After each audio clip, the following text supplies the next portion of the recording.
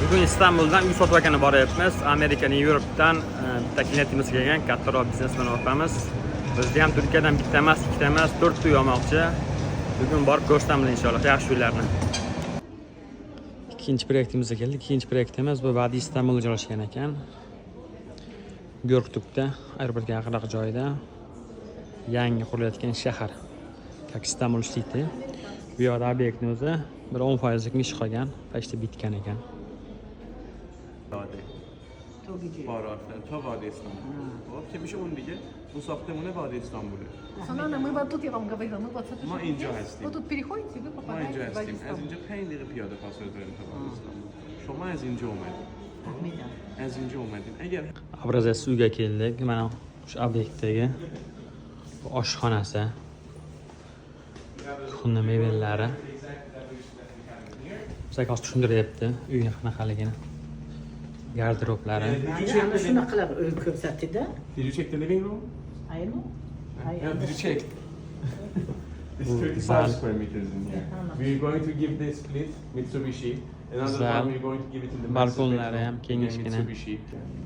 Extra, we're going Bu to qolgan xonalar. balcony in this one. It's 10.5 square meters. Sanusil, Diamond balkonlari. detskiy xonamiz. Bu City'da joylashgan bu obyektimiz. Yamatdan bir kishilik xona. Yana bu yerda ham bitta sanuzil. Dushovoy kabinlari bilan. Bu yerda ota-ona yotoqxonasi, yana bitta sanuzil. Super o'zi ham. Bu yerda garderoblar ota-onaniki. Biznes klassdagi loyiha.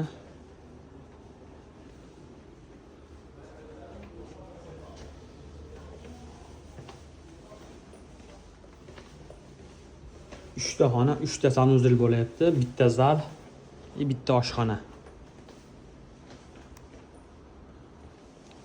Zalida ham balkonlari bor, balkon ham kengashgina, o'rmonning oldida joylashgan obyekt.